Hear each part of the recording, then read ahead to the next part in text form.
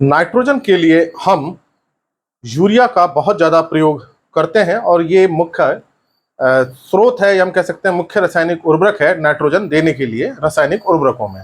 और लगभग हर फसल में यूरिया का प्रयोग किया जाता है। लेकिन यूरिया का प्रयोग मिट्टी के अनुसार भी करना चाहिए कि मिट्टी कैसी है। और हल्की मिट्टी में यूरिया बहुत टाइम तक रुक नहीं पाती है और बहुत जल्दी ये नीचे चली जाती है।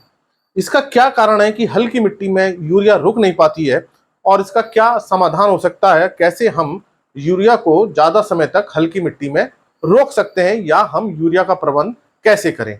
हल्की मिट्टी से मेरा मतलब यह है जिसमें बालू की मात्रा बहुत ज़्यादा होती है, सैंडी होती हैं। और हल्की मिट्टी का पहचान ये होती है जिसमें पानी डालते हैं तो सारा का सारा पानी तुरंत नीचे चला जाता है, रुकता नहीं है और बारिश के बाद भी पानी उसमें रुकता नहीं है। तो ये मिट्टी हल्की मिट्टी है जिसमें बालू की मात्रा ज्यादा है, सैंड की मात्रा ज्यादा होती है, इसी को हम हल्की मिट्टी कहते हैं। और इसमें यूरिया जब हम डालते हैं, चाहे धान है, चाहे गेहूं है, गन्ना है, कोई भी फसल है, तो बहुत समय तक रुक नहीं पाती है और फिर से हमें यूरिया डालने की जरूरत पड़ जाती है या हम ज्यादा यूरिया डाल देते हैं तो हमें उसका कोई लाभ नजर नहीं आता और फसल को उसका लाभ नहीं मिल पाता है। तो पहले तो मैं आपको यही बताऊंगा कि हल्की भूमि में नाइट्रोजन ये जो है मिलती है हमें यूरिया से, यूरिया रुक क्यों नहीं पाती है। देखिए, जो हल्की मिट्टी है, जैसे मैंने आपको बताया कि बालू होती है, सैंड की मात्रा ज्यादा होती है और इसके कण क्या होते हैं, बड़े बड़े होते हैं। तो ये मिट्टी है, इसके कण बड़े बड़े हैं, ये इस तरह से समझिए, ये बड़े बड़े कण आपस में रहते हैं, बंधे रहते हैं। सिल्ट के कण इससे छोटे होते हैं और क्ले के कण सबसे छोटे होते हैं और क्ले के बहुत छोटे कण होते हैं, उसे भारी मिट्टी हम कहते हैं। तो अब ये मान लीजिए हमारी हल्की मिट्टी है जिसमें बहुत बड़े बड़े कण हैं सैंड के, बालू के। अब इसमें होता क्या है, ऊपर से जो पानी आता है सब इस तरह से बह के निकल जाता है नीचे, तो पानी इसमें रुकता नहीं है। जितने जितने ये बड़े बड़े जो कण हैं इनके बीच में जो जगह बनी है, जो रिक्त स्थान होते हैं वो भी बहुत बड़े बड़े होते हैं। तो आप जैसी सिंचाई करते हैं सारा पानी आप देखेंगे नीचे चला जाएगा, बारिश होगी सारा पानी नीचे चला जाएगा और मिट्टी हमको फिर से सूखी नजर आने लगती है, या हम कहें इसकी जल धारण क्षमता बहुत कम होती है, पूरा पानी नीचे चला जाता है और ऐसे में जल्दी मिट्टी सूख जाती है। अब हमने क्या किया, हमने जो यूरिया डाला, खेत में जो यूरिया डाला, यूरिया क्या करेगा, इस पानी के साथ घुल जाता है, बहुत जल्दी घुल जाता है। यूरिया एक ऐसा उर्वरक है कि पानी में बहुत ज्यादा घुलनशीलता दिखाता है और जो डालने के बाद 24 घंटे के अंदर, 24, 25, 26 घंटे में सारा घुल जाता है जमीन के अंदर।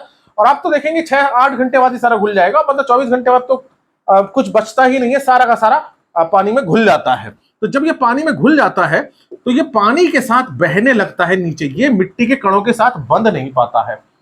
कुछ उर्वरक ऐसे होते हैं जो मिट्टी के कण आपस में बांध लेते हैं, बालू के कणों से बांध लेते हैं, लेकिन यहाँ यूरिया के साथ ये समस्या है, ये इस तरह के आयन बनाता है, नाइट्रेट बना देता है, या यूरिया घुल करके पूरा ही नीचे चला जाता है। इसकी एक पूरी केमिस्ट्री होती है और इतना हमको समझना है केवल कि जो यूरिया घुल करके सारा का सारा पानी के साथ नीचे आ जाता है। अगर ये पानी यहां रुक जाए तो यूरिया भी यहां रुक जाएगा, नाइट्रोजन भी यहां रुक जाएगी और जो जड़ें यहां इसके अंदर होगी वो इसका अवशोषण कर लेंगी। लेकिन समस्या यह है कि जो ये जड़ क्षेत्र है, ये मान लीजिए यहां तक पूरी जड़ है यहाँ पे, तो अब ये पानी जब रुक नहीं रहा, सब नीचे जा रहा है, तो यूरिया भी क्या है, इसके साथ नीचे जा रहा है। अब जो आप डालते हैं यूरिया, उसका अधिकांश भाग नीचे चला जाता है, कुछ तो रुक जाता है बीच में, उसको जड़ें ले लेती हैं, लेकिन अधिकांश भाग ऐसी हल्की मिट्टी में यूरिया का नीचे चला जाएगा और आपको उसका असर नजर नहीं आएगा। फिर आप दोबारा ज्यादा मात्रा डालेंगे, फिर वो नीचे चला जाएगा। तो ऐसी समस्या से हम कैसे बचें, कैसे हम इसका उपयोग करें? तो देखिए, जो भी आप उर्वरक डालते हैं, कोई भी हो, वो पानी में घुलता है, चाहे वो डीएपी है, चाहे वो एसएसपी है, चाहे वो एमओपी है, चाहे वो यूरिया है। अब यूरिया की घुलनशीलता बहुत ज्यादा है, तो इसके लिए आप ये कर सकते हैं, जो आपको यूरिया डालनी है, पूरी फसल में डालनी है, उसको 2 या 3 बार में ना डालें। जैसे आपको 100 किलो यूरिया डालनी है तो 25-25 करके 4 बार भागों में लें, 25-25 किलो करके 4 भाग बना लें। तो आप 4-5 भागों में डालेंगे तो वो यूरिया जो है कम नीचे जाएगी और ज्यादा पौधों को मिलेगी। तो ये पहला आपको प्रयास करना है कि उसको 4-5 बार भाग में दें, 2 या 3 भाग में ना दें। ऐसा ना करेंगे 50% आपने शुरुआत में ही दे दी नाइट्रोजन जो है यूरिया के माध्यम से, तो रुकेगी नहीं, नीचे चली जाएगी। तो एक तो आपको ये काम करना है, 4 से 5 बार में देना है। दूसरा, हमें कोशिश ये करनी है कि पानी इसके अंदर रुके। अब पानी रुकेगा कब? पानी को रोकने की जो क्षमता होती है कार्बनिक पदार्थों में होती है, जिसे हम ऑर्गेनिक मैटर कहते हैं। तो आपको इसमें कार्बनिक पदार्थ भी बढ़ाने पड़ेंगे। कार्बनिक पदार्थ मेरा मतलब है यहाँ आप गोबर की खाद मिलाइए या वर्मी कंपोस्ट मिलाइए या पहले से कुछ हरी खाद ले लीजिए या फसल के अवशेष है उनको मिलाइए। तो जब बीच में फसल के अवशेष आ जाते हैं या ऑर्गेनिक मैटर जीवांश पदार्थ बीच में होता है तो इस जीवांश पदार्थ के अंदर पानी को रोकने की क्षमता होती है। तो जब ये जो जीवांश पदार्थ बीच में आ जाएंगे तो पानी को रोकेंगे और इस पानी के साथ क्या है यूरिया भी रुकेगी। तो ये आप काम करिए कि एक तो यूरिया का 2-3 बार मत दीजिए। हल्की मिट्टी है पूरी फसल में शुरू में थोड़ी कम मात्रा दीजिए, थोड़ी सी फिर बाद में बढ़ाइए। जब फसल की बढ़वार ज्यादा होने लगे तब थोड़ी सी मात्रा और बढ़ाइए। मतलब आपको 4-5 बार में यूरिया का प्रयोग करना है और उसमें कार्बनिक पदार्थ भी मिलाइए।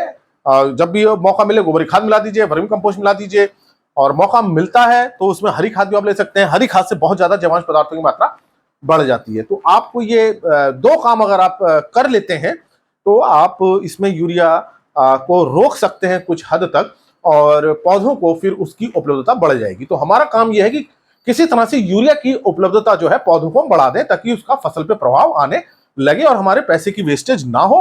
आप ज्यादा यूरिया डाल देंगे एक बार में तो पानी के साथ बह के नीचे चली जाएगी, थोड़ा थोड़ा डालेंगे तो थोड़ी थोड़ी आएगी नीचे तक और ये जड़ क्षेत्र है पूरा 15 से 20 सेंटीमीटर तक का, तो ये पौधों को जड़ों को मिल जाएगा। तो आपको हल्की मिट्टी में यूरिया का बहुत सावधानी पूर्वक प्रयोग करना है और जैसे मैंने आपको बताया उस तरह से प्रयोग करेंगे तो अधिकतम लाभ आपको इसका मिलेगा। तो इसी तरह की चर्चा सुनने के लिए आप कृषि किसान, मैंने एक प्लेलिस्ट बनाई है, आप उसमें सुनिए। कृषि किसान हिंदी की प्लेलिस्ट है, बाकी और दूसरी भी प्लेलिस्ट है जो एग्रीकल्चर से रिलेटेड है, कोर्सेज से रिलेटेड, आप उनको भी देख सकते हैं। लेकिन विशेष रूप से हिंदी में सुनने के लिए आप कृषि किसान प्लेलिस्ट को देखिए। अगर चैनल सब्सक्राइब नहीं किया है तो सब्सक्राइब कीजिए। धन्यवाद।